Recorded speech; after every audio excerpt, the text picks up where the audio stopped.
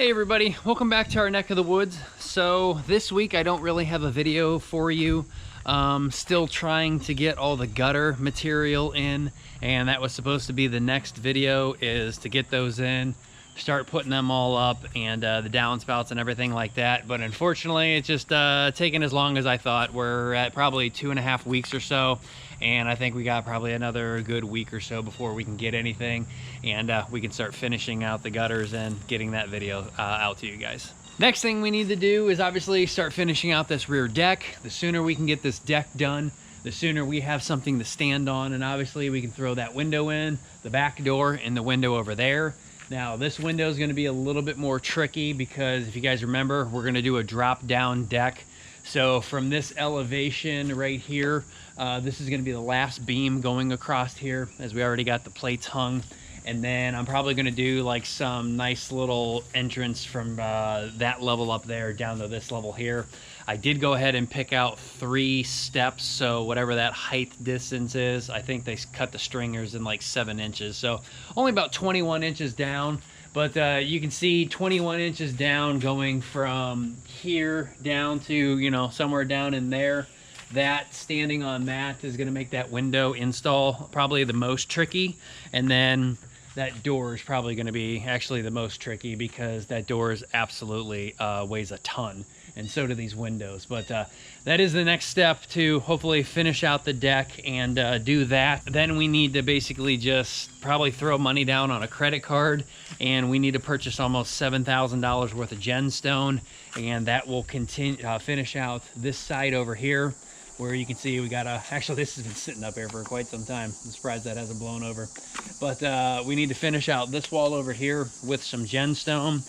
That way when we finally get our LP smart siding, which we're still waiting on that too, the prices are ridiculous. No one has it in stock, and those are those 16-inch wide by 16-foot talls. Those will start on top of the gemstone, go up about, I don't know, 16 feet all the way. And then wherever we cut that line again in, so we can start those cedar shingle looking LP pieces that we have in the garage, we can finish up there and finish the gable end. So we're waiting on LP, we're waiting on cash basically for the gemstone to again wrap around here. The gemstone will also wrap around here and will go up to where the porch is right there. And then several more pieces that we will wrap up and over that front door. And then of course we need to eventually cut that roof back, continue the gemstone all the way up to the peak of the roof. So if you remember, on the back side of the house, we've got that little inner peak above the rear door. That's all going to get filled in with gemstone. So that really cuts down on the siding that we actually need, because then we only need siding from where we haven't finished yet over to where the gemstone's going to go, and then where the gemstone stops over here over to that corner. And then the back of the house, there's actually very little LP smart siding that needs done, because there is so much windows and doors back there, and the decks are so tall that again really cuts down on what we need. But we just need to get our hands on some cash, and we need to get our hands on actual material. Now that brings up some good points here. It absolutely blows my mind that Aaron and I have now spent somewhere around $270,000 on this build, and we can still we cannot find a bank who will basically give us an extra, I don't know, whatever it takes to finish the house out. Maybe not the way we 100% want, like maybe we have to do some cheap Formica countertops instead of granite, but maybe like another 100,000, so 370 to complete what I think it may cost, whatever we're going to do on the inside. And we just can't find anybody. It blows my mind that this property, we bought it 5 years ago, or coming up on 5 years ago, and they valued this 5 acres at $75,000. And then just a few months ago, that house being built next door on that 1.25 acres, it sold for $69,000. So that to me says that this land right now, especially in its current condition, is no longer worth $75,000. I wouldn't be surprised if I could get $150 just for the land. But we've got a house on it. We've got a driveway. We've got a privacy gate. We've got well. We've got electric. We've got a shed back there. I mean, this property right now alone, I would hope would be worth, you know, $200,000, $300,000, $400,000 right now. And we only owe the land on it. And after paying on this land for about 4.5 years now, we only owe like 40 grand on it. So we should have so much equity in this right now, it blows my mind, and no one will even give us $1 to complete the house, because you can't get a refi really on a land loan if it's got a house on it, but you can't get a construction loan on a house that's already being built, that's not completed yet. But then the bank also won't recognize that, let's pretend this house was already sitting here when we bought it, and I ripped all the siding out and gutted completely on the inside, and I just want to do a renovation.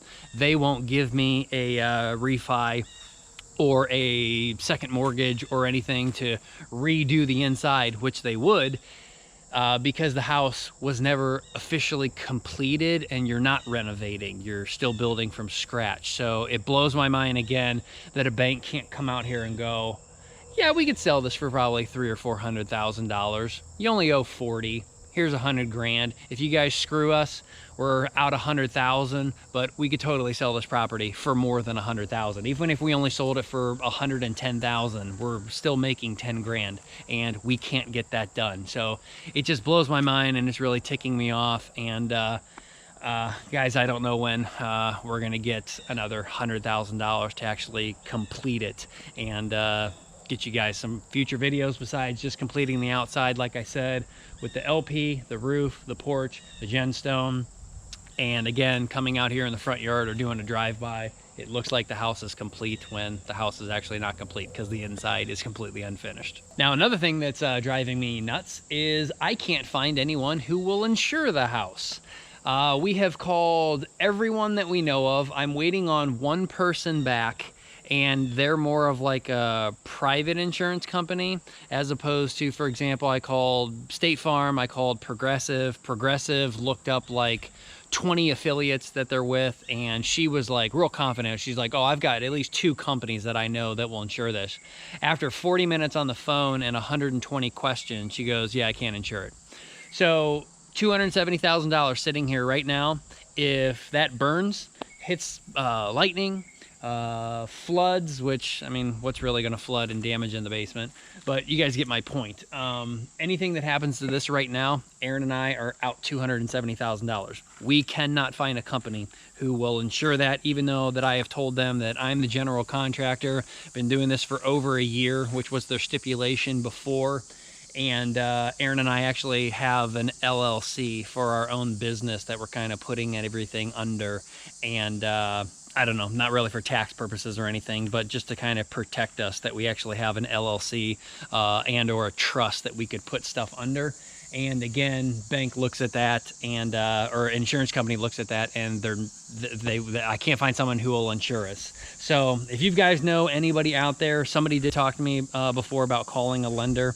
If you guys know anything about that, where you've got a local credit union or a bank or an insurance company, etc., that knows that clearly there is value sitting right here, drop us a information so that we can give them a call, tell them what's going on. Again, that it's not my primary business, but I do have an LLC. I am the general contractor. I have been doing this for over a year. No, my business and my general contractorness is not my main source of income, but somebody out there has to know a company that can insure this in case something happens.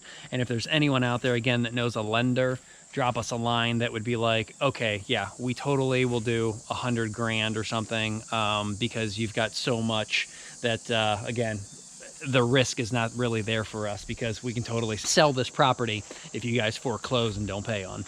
And then the last thing I wanted to talk to you guys about real quick is next door. I know a lot of you have been waiting for this and wanted to go over there and see more stuff and to hear, and some of you didn't. Some of you were quite upset of how dare I do that, but here's the thing, guys. This channel is for educational purposes. If I can stop somebody from making a mistake and doing something, why wouldn't I do that? I know other YouTubers in the same building scenario have done things like this. And again, you can irritate people, or people are like, oh my God, I can't believe he just went to a development and looked through 20 different houses and basically just ripped them apart. That's hilarious. Well, the point is, I personally learn on mistakes. If I watch a YouTuber and they go, this is how you do something, yeah, I learn a little bit. But if you also say, ooh, this is bad, this is not how you do something. I'm watching somebody on Instagram who's a Texas home inspection, and I think that's actually his name on Instagram. I'm learning by him going around to electrical outlets and vents and roofing, and you learn from other people's mistakes. So I'm not trying to rip on a neighbor. I'm not trying to rip on this builder, because this builder doesn't actually build houses. They just subcontract out everything and they put their name on it, and you're just having your subcontractors build it out to your specifications. But I'm not trying to anger anyone. I'm just trying to educate, and I understand where you guys are coming from, for the people who are upset as opposed to the people who actually want me to go over there and see stuff.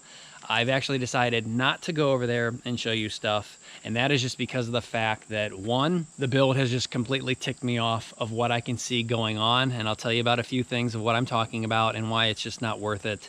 And number two, I'm really not trying to upset anyone, so I am trying to play both sides of the field here. But one of the reasons why I'm not going over there anymore, soon after I made that video, they did post some signs in the yard that says this is a hard hat area only and authorized personnel only. So I'm going by their wishes, not going over there. But they are building 15 feet from my property line, which is code, by the way, and I can see what's going on. So one of the things that just has me upset not wanting to do this anymore is, again, just for the sole fact of what I told you guys in the beginning. When they put up the basement wall, they put absolutely no rebar in the wall, guys. I told you that was going to happen. I was hoping it wasn't, but they drilled absolutely no holes down into the footer. So they legit just put cinder block directly on a footer, built up cinder block, called it a day. That was it. They're done. So you've got no horizontal or vertical reinforcement, and you've got no cinder block tied to your footer. So if Superman came along, he could literally just push the basement wall right off of the footer, and the house would collapse. Now that blows my mind that my engineer wanted rebar sticking up out of my footer before the footer was poured. He wanted the rebar tall enough that it would go up into the second block of ICF, and that was on the basement and on the first floor. He wanted it 18 inches on center going all the way down the footer, and last he wanted the rebar bent into a J, and he wanted a J point facing inside and then going over 18 inches outside. Inside, outside, inside, outside, inside, outside. So it blows my mind that you've got two engineers that one says, I want all that rebar this tall, 18 inches on center. I want you to reverse it. And another engineer that says, yeah, don't put a single piece of rebar anywhere in the wall. That blows my mind. I don't understand how that passes, especially when you have a cold joint of concrete footer, mortar, and then a cinder block. That's three different materials that have hardened at three different times. Their composition, again, may be completely different. Concrete, cinder block, and mortar. I'm sure they're all cement and sand, but the composition is really kind of different, especially when you're getting it from three different places. And that you call that okay. You're done. You're good to go.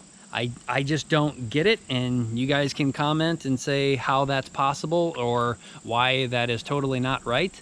And again, I'm just trying to point things out to everyone and just say how crazy that is, and you can build a house that way, but I wouldn't. The other things that I noticed is, like I had said, there's no filter fabric or anything around the French drain. They did put some round wash river stone over top of the French drain, but then they just started backfilling it with the native soil. So over time, as the grading gets worked down from wind-driven rain, all of that silt and clay eventually will work its way down there, and it will pretty much clog that perforated black pipe, as it's only got these little baby slits in there, as opposed to my PVC pipe that has like 3/4 inch round holes. And I knew that was going to happen. I said that was going to happen, and that's, again, just not something that I would do. And I hope if your builder does use a perforated drain pipe, just ask them to lay down some filter fabric just to catch the dirt. That's really all you need, and that should help out with drainage over the long run. So third thing that I wasn't exactly stoked about, I saw them spray on a black tar. That's awesome. You're waterproofing your cinder block, just as I put on the rub-bar wall. Any sort of waterproofing that you can put on the basement, again, that's great. What I didn't really 100% like about that, what they did next, is they put on that basically just a 4x8 sheet of like fiberglass. And I said it was a 1/2 inch, but really it was actually 3 inches. It's when the backfill went on, it basically just compresses it down to a 1/2 inch. And I believe that is obviously for drainage reasons.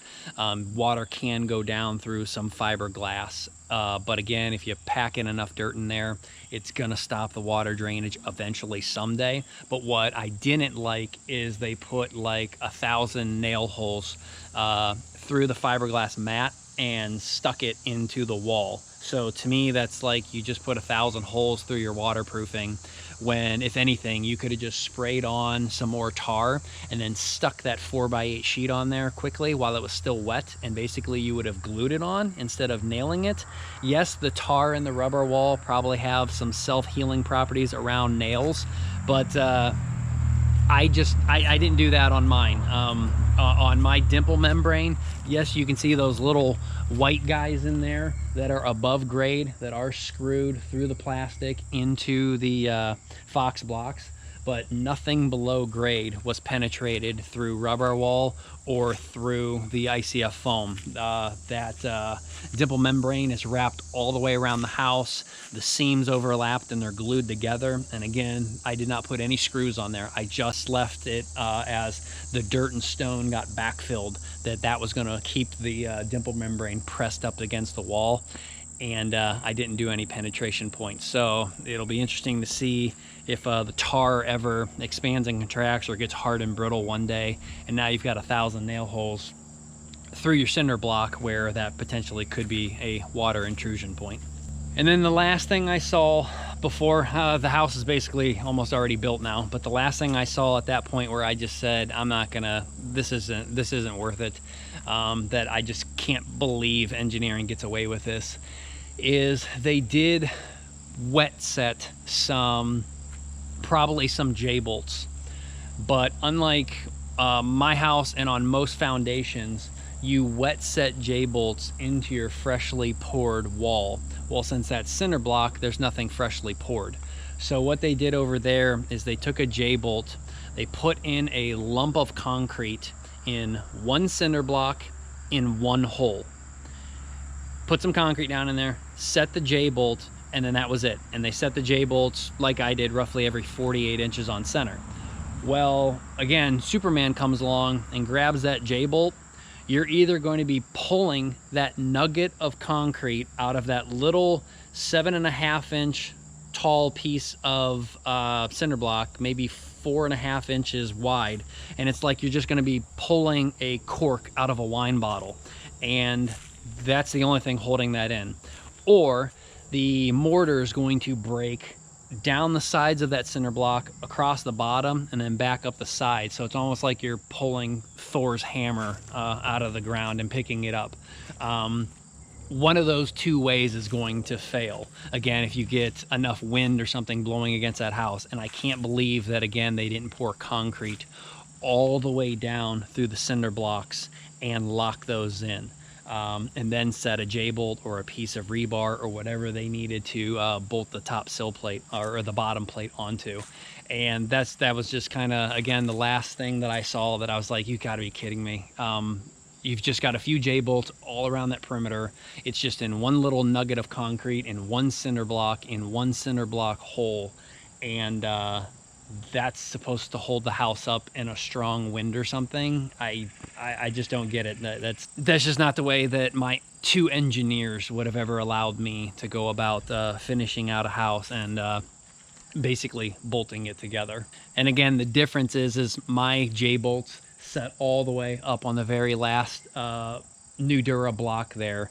They were wet set into a solid pour of concrete where there is no cold joint. That bolt is essentially part of that wall now, to where if you go to pull up on one of my J-bolts, you're not pulling a nugget out of cinder block, you're not pulling the cinder block off of the wall.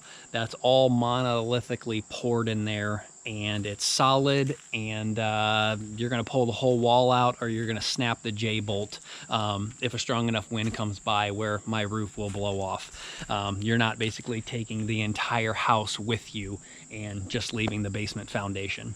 And again, that's why I said I'm just not going to go over there and look at anything anymore. Again, just from what I can see from here to there, and it's just I don't know, it's just not cool. I did see them do, let's give them a positive, at least for right now. They did use 1/2-inch OSB around the perimeter, and they did use 2x6 construction. So I was wrong in that, or at least in this day and age, this builder is forced to use 2x6 construction now, because like I said, you have to get up to an R9 or an R15 in our zone now. So you can't use 2x4s and really get away with an R13. 2x6 will get them up to an R19. But what I also saw them do that was nice, they took this black foam. I know there's a name for it. I'll have to find it online or walk down the road and tell you actually what it is. But the entire outside of the house, they did put a 1/2-inch piece of foam on top of the 1/2-inch OSB. So that does give the outside a little bit of a blanket. I don't know how much R value there is in that, but that is helping protect some of your stud locations, getting a 1/2 inch of foam out. So you are stopping that thermal transmission. So that is a good thing. What's not a good thing that I saw is some of those 4x8 sheets of foam. Apparently it's allowed here in Ohio too, that a certain percentage of your house is allowed to have basically that cardboard or foam or whatever paneling that is actually not structural wood. I don't know the percentage offhand, but it may be, let's say 20%, where let's say 20% of your house, you do not have to put a 4x8 sheet of OSB. You're allowed to just put up a piece of foam or a piece of cardboard where you can punch right through it. But the engineers who say that, and again, I don't quote me on this, but let's say 10 or 20% of your house is allowed to basically have a 4x8 section, that obviously anyone could just poke their finger right through, or wind's going to come over and there is absolutely no shear strength in a piece of foam or in a piece of cardboard. But they did do that on that house, so there are a few 4x8 1/2-inch piece of OSB sections missing. And again, it's just a 4x8 piece of foam that you can poke your finger through and make a hole. I am not thrilled about that. And on one corner, do not ask me how they got away with this one, but on one corner of the back house, I noticed they didn't put anything at all. What do I mean by they didn't put anything at all? I mean they literally have 2 or 3 studs where they didn't put 1/2-inch OSB for wall sheathing. They did not put the foam. They literally just put house wrap over it, and that's it. So I don't know how you get away with that. Obviously, if you put up a fiberglass bat and then put some drywall, the house wrap is going to keep the insulation from falling out, and then the siding will help hold everything together. But I don't know how you get away with an entire 4x8 section of your house with no structural rigidity at all, and it's just held together by house wrap. That just absolutely blows my mind. So that's all I got really for you guys. Again, if you guys know anybody who can help us out, a private bank or something that can help out with financing an owner build. If you guys know any insurance companies, again, let us know down in the comments below. And we do have 2 other videos going on. Like I said, we've got the gutter video going on. The sooner the better I can get out to you guys. I'm just waiting on the gutters. We've got a the vault room downstairs, getting a video number 3, finishing that out, and then I've actually started on the basement interior walls like I had said I was going to do when I purchased all that lumber. So we've got some walls going up in there, and again, just gotta wait to get something out to you guys, and wait till we get some more material, more money, and then we'll go from there. So until then, we will see you guys next time, and hopefully it's soon.